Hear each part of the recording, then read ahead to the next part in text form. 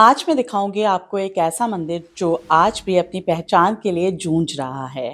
ये मंदिर इतना प्राचीन है कि आदि गुरु शंकराचार्य ने सनातन के पुनरुत्थान अभियान के तहत यहाँ 240 मंदिरों का निर्माण किया था। और आज हम जानेंगे मार्कंडेयपुरी के बारे में, जहाँ ऋषि मार्कंडेय आज भी अदृश्य रूप में निवास करते हैं। और आज ही मैं आपको उत्तराखंड के कुछ ऐसे हिल स्टेशंस पर लेकर जाऊंगी जो कि बहुत पीसफुल हैं और जहाँ पे टूरिस्ट बहुत कम मात्रा में आपको मिलता है।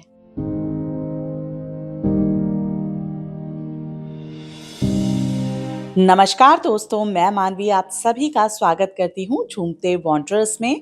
आशा करती हूँ आप सभी लोग अच्छे होंगे। सबसे पहले तो बहुत बहुत माफ़ी मांगना चाहती हूँ कि मैं बहुत समय बाद आई हूँ। ये वीडियो मुझे बहुत जल्दी लेकर आना चाहिए था, लेकिन वक्त के अभाव के कारण थोड़ा सा समय लग गया। तो आज मैं आपको लेकर चलती हूँ धराली। धराली हर्षिल से 7 किलोमीटर आगे एक छोटा सा गांव है, जहां पहुंचने में 20 से 22 मिनट का समय लगता है यदि ट्रैफिक के हालात ठीक हैं तो। अगर आपको जाम मिल जाता है तो फिर आपको टाइम ज्यादा लग सकता है। गांव भले ही छोटा है पर यहाँ पर रुकने की सुविधाएं काफी मिल जाएंगी आपको। बहुत सारे होम स्टेज इस गांव में हैं। यहाँ पर आपको सड़क के नीचे कल कल बहती खीरगंगा नदी दिखेगी, जो यहाँ से भागीरथी नदी में मिल जाती है। दूर दूर तक हरी भरी पहाड़ियां, नदियां और बर्फीली पहाड़ियों के यहाँ से दर्शन होते हैं। पर जो यहाँ की सबसे इंटरेस्टिंग चीज है, जो सेंटर ऑफ अट्रैक्शन है, वो है यहाँ पर हाईवे पर स्थित कल्प केदार मंदिर, जो आपको हर्षिल गंगोत्री हाईवे पर ही मिलता है। यहाँ के स्थानीय लोगों को 1945 में गंगा नदी के किनारे कुछ मंदिर के शिखर जैसा नजर आया। उस वक्त जो भागीरथी नदी थी वो इस जगह तक पहुंचती थी, आज थोड़ा पीछे चली गई है। और उस वक्त जब ये शिखर नजर आया तो लोगों ने यहाँ पर खुदाई करवाने का निर्णय लिया। मंदिर में 12 फीट नीचे तक खुदाई की गई और यहाँ के प्रवेश द्वार तक जाने का रास्ता बनाया गया। ऐसा माना जाता है कि मंदिर का निर्माण पांडवों द्वारा किया गया था। कल्प केदार मंदिर 1500 साल पुराना माना जाता है, जो इसे एक प्राचीन और ऐतिहासिक रूप से धार्मिक स्थल बनाता है। मंदिर के अग्रभाग की एक विशेषता काल भैरव का चेहरा है, जो भगवान शिव के उग्र रूप का सेवक है। काल भैरव को अक्सर समय के पहलू से जोड़ा जाता है और उन्हें शिव मंदिरों का रक्षक भी कहा जाता है। ये मंदिर बनाया तो गंगा नदी को देखने के लिए गया था, पर प्राकृतिक आपदाओं के कारण एक समय में ये मंदिर गंगा नदी में डूब गया था। 1935 में यहाँ पर एक एवलांच आया था। इसमें इस मंदिर के साथ साथ यहाँ पर और सारे जो मंदिर हुआ करते थे, उस एवलांच में वो ध्वस्त हो गए थे। मंदिर के गेट के पास माता पार्वती और भगवान गणेश का भी मंदिर हुआ करता था, जो उस एवलांच की वजह से नष्ट हो गया। 1935 के बाद यहाँ पर 1938 में भी एक बहुत ही भयानक एवलांच आया, जिसमें बहुत सारे मंदिर मलबे के नीचे दब गए और कल्प केदार मंदिर भी जलमग्न हो गया। 1980s में इस मंदिर का पुनर्निर्माण कराया गया, जिसमें मंदिर का बहुत सा हिस्सा बाहर आ गया, पर अभी भी कल्प केदार मंदिर का कुछ हिस्सा जमीन के नीचे जलमग्न है, जिसमें भगवान शिव की एक सफेद रंग की स्फटिक की मूर्ति पानी के नीचे रखी है। अभी भी 6 से 9 फीट मंदिर का जो हिस्सा है वो पानी के नीचे ही है। सड़क से इस मंदिर का केवल गुम्बद ही दिखाई देता है, बाकी का जो हिस्सा है वो जमीन के नीचे है। जब आप कल्प केदार मंदिर जाते हैं तो आपको काफी सीढ़ियां उतरनी पड़ती है और उसके बाद आपको मंदिर के दर्शन होते हैं। जो हिस्सा पानी के भीतर है उसी को कल्प केदार शिवलिंग कहा जाता है। ये शिवलिंग पंचमुखी है। ऐसा माना जाता है कि सावन के महीने में भागीरथी नदी भगवान शिव को छूने के लिए ऊपर आती है और उनके पंचमुखी शिवलिंग को धोती है। कल्प केदार मंदिर इस श्रेष्ठ के समृद्ध धार्मिक और सांस्कृतिक विरासत का परम है। हालांकि मंदिर का एक बड़ा हिस्सा जलमग्न है, फिर भी ये भगवान शिव के बैकुंठ के लिए एकमात्र पूर्ण तीर्थ स्थल बना हुआ है और दुनिया भर के पर्यटकों के लिए आकर्षण का केंद्र है। कल्प केदार मंदिर में दर्शन करते वक्त आपको एक अनुभूति प्राप्त होगी। आप जब यहाँ बैठेंगे और भगवान शिव में अपना ध्यान लगाएंगे तो यहाँ पर भी एक सकारात्मक ऊर्जा आपको डेफिनेटली फील करने को मिलेगी। जब कल्प केदार मंदिर के दर्शनों के बाद हम नदी की तरफ थोड़ा आगे बढ़ते हैं तो यहाँ पर बहुत सारी रेत है जो नदी के किनारे है। यहाँ दूरों दूर तक नदी के किनारे रेत बिखरी हुई है। जनरली ऐसा आपको बहुत सारी जगह देखने को मिलता है, ऋषिकेश में भी, और नदियों के किनारे अक्सर आपको रेत मिला करती है। पर इस जगह की एक विशेषता है, लोकल्स इस जगह को मार्कंडेयपुरी नाम से पुकारते हैं। ये वही जगह है जहाँ पर ऋषि मार्कंडेय अदृश्य रूप में अभी भी निवास करते हैं। लोकल्स द्वारा ऐसा माना जाता है कि ये जगह बहुत पवित्र है। गूगल पे इस जगह का जिक्र आपको कहीं नहीं मिलेगा मार्कंडेयपुरी नाम से, पर लोकल्स का ऐसा मानना है, कहना है कि यहाँ पर बहुत सारे साधु संत अपनी तपस्या के लिए आते हैं। और इनफैक्ट जब हम यहाँ पर गए थे तो हमने भी वहाँ पे कुछ साधुओं को तपस्या करते हुए देखा। ऋषि मार्कंडेय के बारे में तो आप सभी लोग जानते होंगे। जो लोग नहीं जानते मैं उन्हें बता दूं, ऋषि मार्कंडेय वो ऋषि हैं जिन्होंने महामृत्युंजय मंत्र की रचना की थी और भगवान शिव ने स्वयं उन्हें दर्शन देकर चिरंजीवी होने का वरदान दिया था। वो 8 चिरंजीवियों में से एक है। तंत्र साधना के लिए भी इस जगह की बहुत मान्यता है। बहुत से नामी ग्रामी बाबा, तांत्रिक और बहुत सी साध्वियां यहाँ नियमित रूप से तंत्र साधना के लिए भी आते हैं। भागीरथी नदी के किनारे बसा हुआ ये छोटा सा गांव धराली अपनी नेचुरल ब्यूटी के लिए बहुत फेमस है। यहाँ पर आप ट्रैकिंग कर सकते हैं, विलेज वॉक कर सकते हैं, और अगर आप यहाँ एप्पल हार्वेस्टिंग के सीजन में आते हैं तो ये जगह आपका मन मोह लेती है। ये जगह एप्पल ऑर्चर्ड से भरी हुई है। तो ये एक छोटा सा गांव धराली जहाँ आके आप एक बहुत पीसफुल, बहुत ब्यूटीफुल, एक अच्छा सा टाइम स्पेंड कर सकते हैं। अब मैं आपको एक बहुत पीसफुल सी जगह पे लेकर चलती हूँ जिस जगह का नाम है रैथल। रैथल के बारे में बहुत सारे लोगों को नहीं पता होगा और जिन्होंने दयारा बुग्याल का ट्रैक किया है वो शायद इस जगह के बारे में जानते होंगे। तो अब हम चलते हैं रैथल।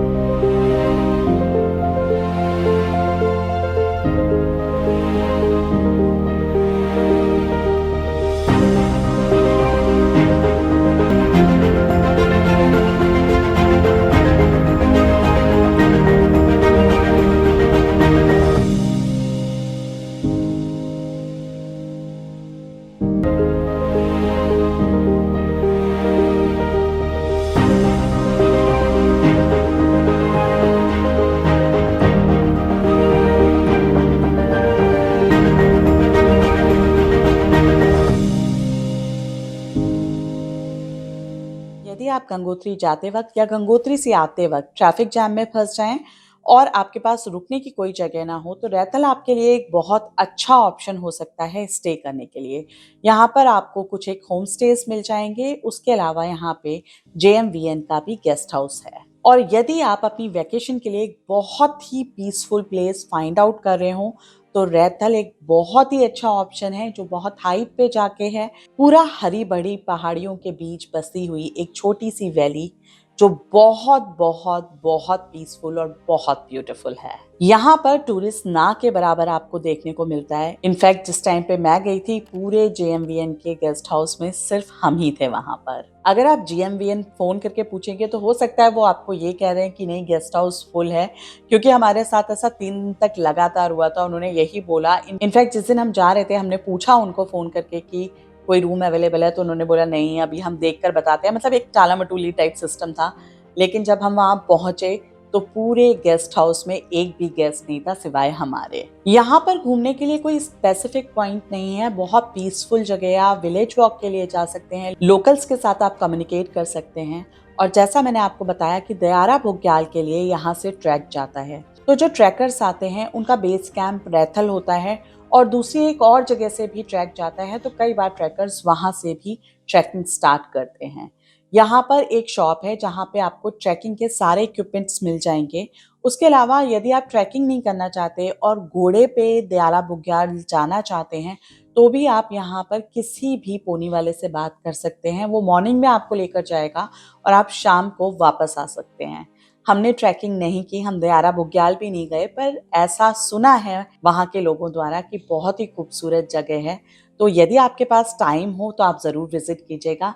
हम लोगों के पास टाइम की भी शॉर्टेज थी और हमें पता भी नहीं था उस वक्त कि दयारा बुग्याल के लिए यहाँ से जाया जाता है। पोनी आपसे 2 to 3,000 रुपीज चार्ज करेगी आपको लेकर जाने के लिए और वापस लाने के लिए। यहाँ पर एक 500 साल पुरानी हवेली है जो कि टूरिस्ट का सेंटर ऑफ अट्रैक्शन है। इस हवेली का नाम पंचपुरा हवेली है। पंचपुरा हवेली 5 माले की बनी हुई है और इसकी हालत काफी खस्ता है। तो मैं आपको दिखाती हूँ हवेली।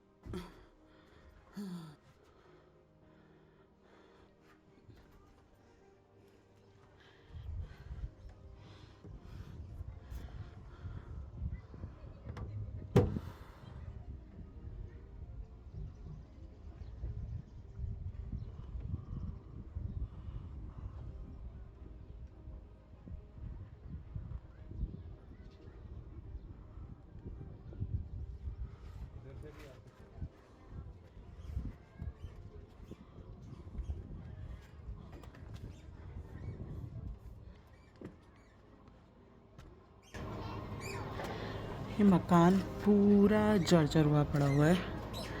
500 साल से भी पुराना मकान है ये।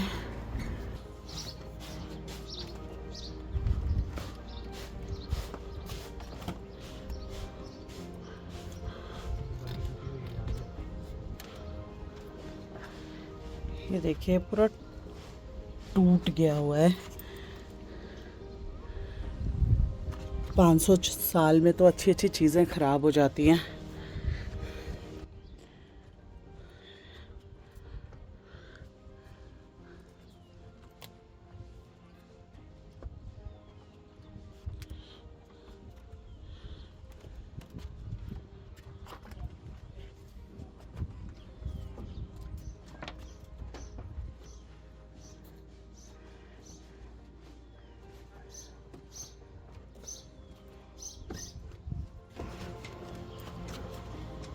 ऑनेस्टली मुझे यहाँ चलते हुए डर लग रहा है क्योंकि काफ़ी जर्जर हालत में है ये। पर यही एक मकान है जो यहाँ का सेंटर ऑफ अट्रैक्शन है। ये लोग काफ़ी जो हाइट है मकानों की कम रखते हैं, आज भी रखते हैं। ये देखिए कैसे खिड़की बनाई गई है।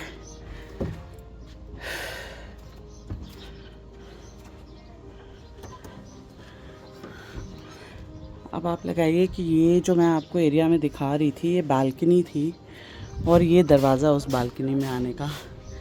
तो कितना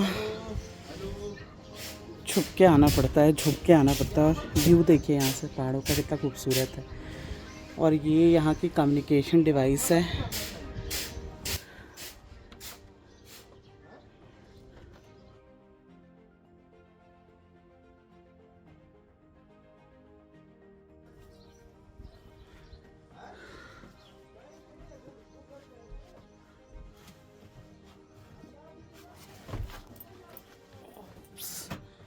बहुत टफ है यहाँ अंदर आना।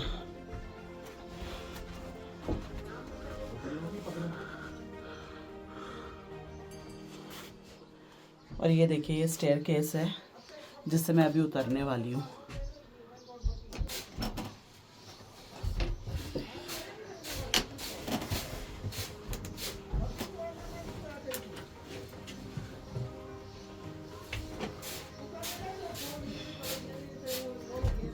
फाइनली मैं नीचे उतर ही आई हूँ और मुझे लगा नंगे पाँव उतरना बेटर ऑप्शन है, क्योंकि लकड़ी बहुत स्लिपरी है ये। इतनी खस्ता हालत होने के बावजूद भी लोग यहाँ पर ऊपर तक जाते हैं। मैं भी गई थी, इसलिए मैं आपको दिखा पा रही हूँ। यहाँ पर जाके लोग फोटोग्राफी करते हैं, वीडियोग्राफी करते हैं। जाहिर सी बात है, इतनी पुरानी जगह है तो सभी का दिल करता है कि चलो उसके साथ एक फोटो तो बनता है। ये एक घड़वाली हवेली है जो देवदार के वृक्ष की लकड़ियों से बनाई गई है और उस समय में भी इसका आर्किटेक्चर ऐसा बनाया गया था जो भूकंप और बरसात को बर्दाश्त कर सके। और शायद यही कारण है कि आज भी ये हवेली इस गांव के बीचों बीच खड़ी हुई है। इस जगह पर काफी भूकंप आते हैं और गांव के ज्यादातर घर अर्थक्वेक रेजिस्टेंट हैं। और जैसा कि आप देख रहे हैं, ये हवेली भी अर्थक्वेक रेजिस्टेंट है, इसीलिए शायद आज भी ये ऐसे खड़ी हुई है। रायतल, गंगोत्री, कालानाग और श्रीकांत पीक से घिरी हुई घाटी है जिसमें बहुत से लोग निवास करते हैं। यहाँ पर मधुमक्खियां भी बहुत अधिक मात्रा में निवास करती हैं और लोकल्स नेचुरल तरीके से मधुमक्खियों का शहद निकालते हैं। तो यदि आप रैथल जाएं तो वहां से शहद जरूर लेकर आएं। हवेली से थोड़ा दूर आगे चलने पर ये माँ दुर्गा का एक मंदिर है, तो मैं लेकर चलती हूँ आपको मंदिर में। यहाँ से रायथल का नजारा बहुत ही खूबसूरत नजर आता है। और ये जो मंदिर बना हुआ है, ये भी देवदार की लकड़ियों से ही बना हुआ है। स्थानीय लोग इस मंदिर को लेके एक कहानी सुनाते हैं जो कुछ इस प्रकार से है कि यहाँ जिस जगह ये मंदिर आज है, यहाँ पर कभी जंगल हुआ करता था। इस जंगल में एक बाघ मैन ईटर हो गया था और जंगल के आसपास से जो लोग निकलते थे या जो लोग जंगल में किसी काम से जाया करते थे, वो बाघ उनका शिकार किया करता था। तब यहाँ के लोगों ने माँ दुर्गा से प्रार्थना की कि वो उनकी रक्षा करें और उसके लिए माँ दुर्गा ने यहाँ के पंडित जी को स्वप्न में कहा कि तुम्हें सुबह द्वार पर एक बकरी मिलेगी, तुम उस बकरी को ले जाकर जंगल में बांध देना। ऐसा करने से इन गांव वालों की सभी समस्याओं का समाधान हो जाएगा और जब उस समस्या का समाधान हो जाए तब तुम मेरा मंदिर उस जगह पर बनवाना। जब वो पंडित जी सुबह उठे तो उन्हें सच में द्वार पर एक बकरी खड़ी हुई मिली। स्वप्न के अनुसार वो उस बकरी को जंगल में ले गए और उसे वहां बांध दिया। गाँव वालों का ऐसा मानना है कि जब वो बकरी जंगल में बंधी हुई थी तो शेर ने उस पे अटैक किया। इस पर बकरी और शेर की लड़ाई हुई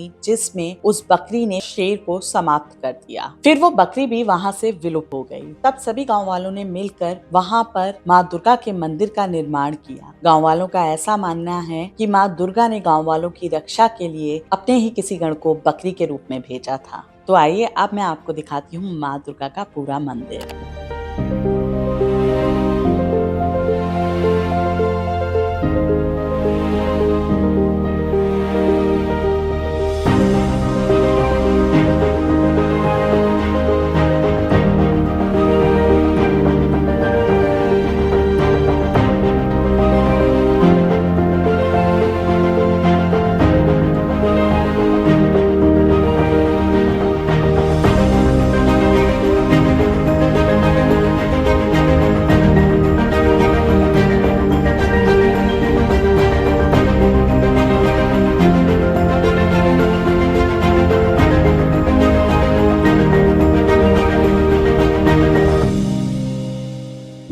इस मंदिर में नियमित तौर पर पूजा पाठ किया जाता है। रायतल की जो मेन रोड है उस पर आप ड्राइव के लिए भी जा सकते हैं। रोड बहुत ही स्मूथ है और थोड़ी थोड़ी दूर पर आपको गांव मिलेंगे छोटे छोटे। बहुत सुंदर रास्ता है जो पूरी तरह फलों फूलों से भरा हुआ है।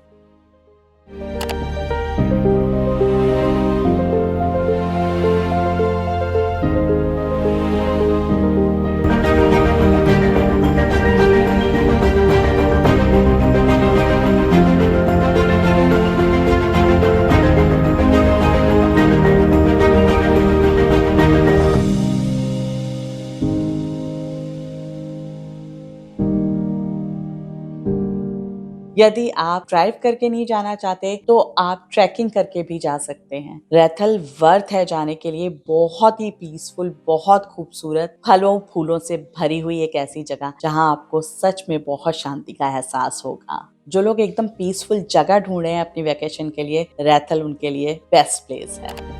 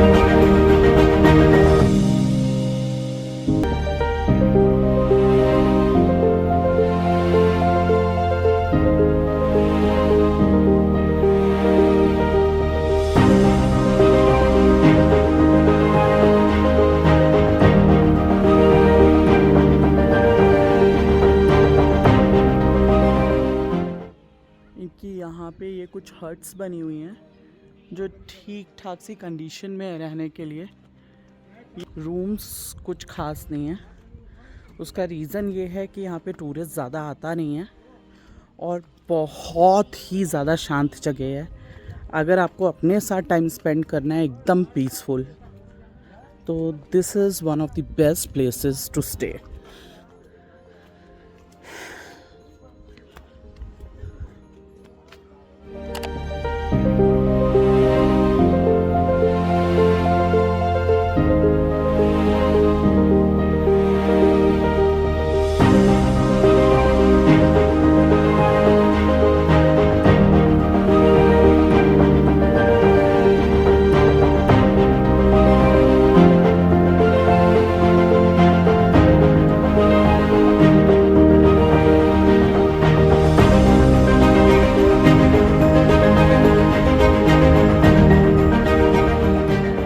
अभी मैंने आपको 2 हिल स्टेशंस बताए, धराली और रैथल, जो बहुत छोटे हिल स्टेशंस हैं, बहुत पीसफुल हैं, बहुत प्यारे हैं। अब तीसरी जगह मैं आपको लेकर चलती हूँ, जो एक बहुत छोटा सा हिल स्टेशन है पर बहुत ही खूबसूरत है, और ये हिल स्टेशन आपको मसूरी से ही थोड़ा आगे मिलता है और इसका नाम है कनाताल। कनाताल एक छोटा सा हिल स्टेशन है जहाँ पर आपको रहने के लिए छोटी जगह से लेके एक अच्छा रिजॉर्ट तक मिल जाता है। जगह बहुत छोटी है, इस कारण बहुत ज्यादा कमर्शियलाइज नहीं हुई। यहाँ पर आपको बहुत सारे होम स्टेज भी मिल जाएंगे रुकने के लिए। कनाताल मसूरी से लगभग 42 किलोमीटर के डिस्टेंस पर है। यदि ट्रैफिक के हालात ठीक हैं तो आपको यहाँ पहुँचने में 1.5 से पौने 2 घंटा लगता है। रोड ठीक है, अच्छा बना हुआ है। कनाताल में एक बहुत अच्छी वाइल्ड लाइफ है। यहाँ आपको बैजर्स बहुत इजीली देखने को मिल जाते हैं, और अगर आपकी किस्मत अच्छी है तो आपको लेपर्ड्स भी स्पॉट हो जाते हैं। यहाँ पर एक कोदई फॉरेस्ट है जहाँ पर आप ट्रैकिंग करके भी जा सकते हैं। इस फॉरेस्ट में थोड़ा आगे जाकर एक टेम्पल बना हुआ है। यदि आप ट्रैकिंग करने में इंटरेस्टेड नहीं हैं तो आप जीप सफारी लेकर भी यहाँ पर जा सकते हैं। सकते हैं। यहाँ पर जाने के लिए एक एंट्री फीस है 20 रुपीज पर पर्सन और ये जगह सुबह 9 बजे से शाम को 5 बजे तक खुली रहती है। हमने जीप सफारी की थी, तो अब मैं आपको दिखाती हूँ फॉरेस्ट।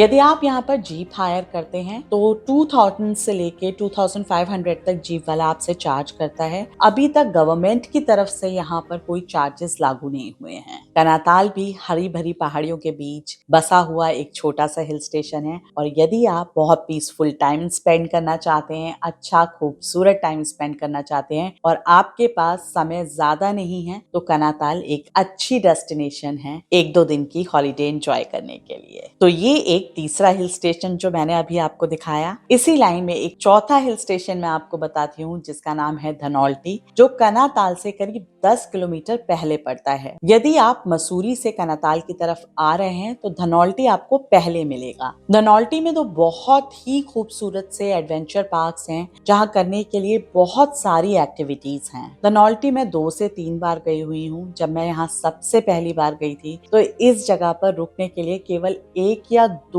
होटल्स थे, उसके अलावा कुछ भी नहीं था। हालांकि देखते ही देखते ये जगह थोड़ी कमर्शियलाइज हो गई है, पर इतनी बड़ी जगह नहीं है तो बहुत ज्यादा कमर्शियलाइज हो भी नहीं सकती। टूरिस्ट पहले बहुत कम आता था, अब तो फिर भी आपको यहाँ टूरिस्ट देखने को मिल जाता है। पर अगर आपके पास 2-3 दिन की छुट्टियां हैं और आप प्लान कर रहे हैं दिल्ली से आना या चंडीगढ़ से जाना या इस आसपास के एरिया से जो मसूरी के पास की जगहें हैं, तो धनौल्टी एक बहुत अच्छा ऑप्शन है विजिट करने के लिए। यहाँ पर जो एडवेंचर पार्क्स हैं वो पूरे देवदार के पेड़ों से घिरे हुए हैं। थोड़ा सा आगे चलने पर ही आपको ऐसी फीलिंग आनी शुरू हो जाती है जैसे कि आप जंगल के बीचों बीच ट्रैकिंग कर रहे हो। थोड़ा ऊपर की तरफ चढ़ने पर यहाँ पर एक बहुत बड़ा मैडो आता है जो दूरों दूर तक फैला हुआ है। उस मैडो पे आप बैठ के एक अच्छा टाइम स्पेंड कर सकते हैं और इस मैडो से पूरे देहरादून का नज़ारा साफ साफ दिखाई देता है। एडवेंचर पार्क सुबह 9 बजे से लेके शाम को 6 बजे तक खुले रहते हैं और इसमें 50 रुपए पर पर्सन एंट्री फीस है।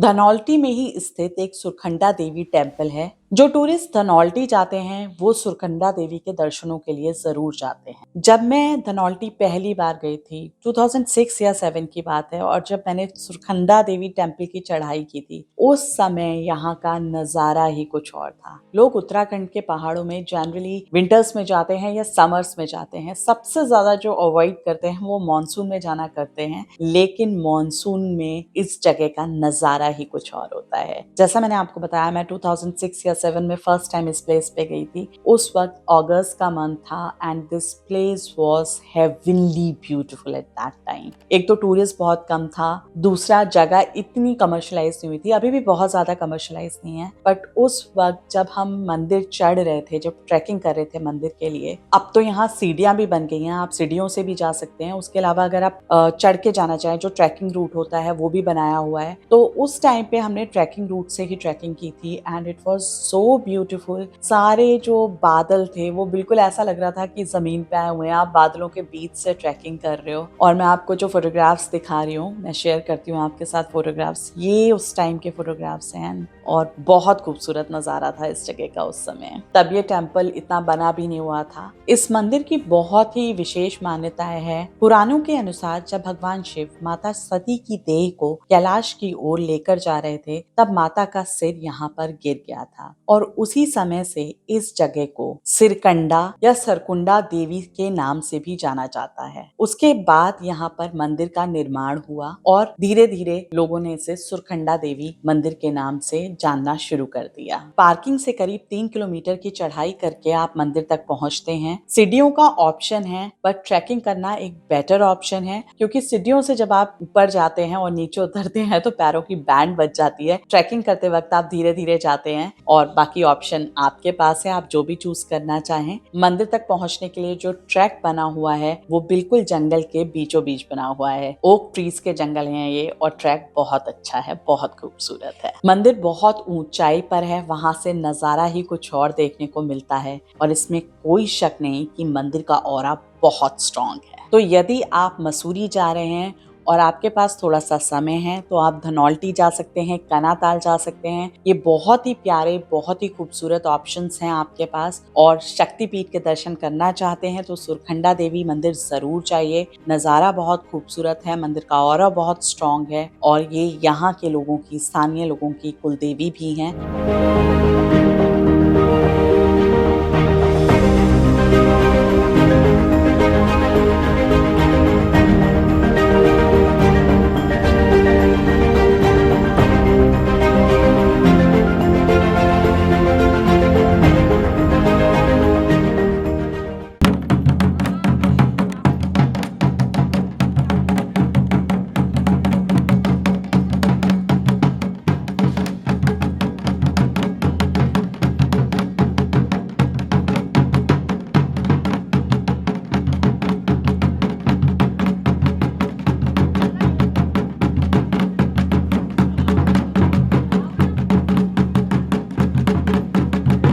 आशा करती हूँ मैंने आपको ये जो जगहें दिखाई हैं आपको ज़रूर पसंद आई होंगी। आपको वीडियो अच्छा लगा तो प्लीज़ मेरे वीडियो को लाइक कीजिए, अपने फ्रेंड्स के साथ शेयर कीजिए और अगर अभी तक आपने मेरे चैनल को सब्सक्राइब नहीं किया तो मेरे चैनल को सब्सक्राइब कीजिए। फिर मिलेंगे बहुत जल्दी नए वीडियोज़ के साथ नई जगहों पर। तब तक के लिए अपना ख्याल रखिए। नमस्कार।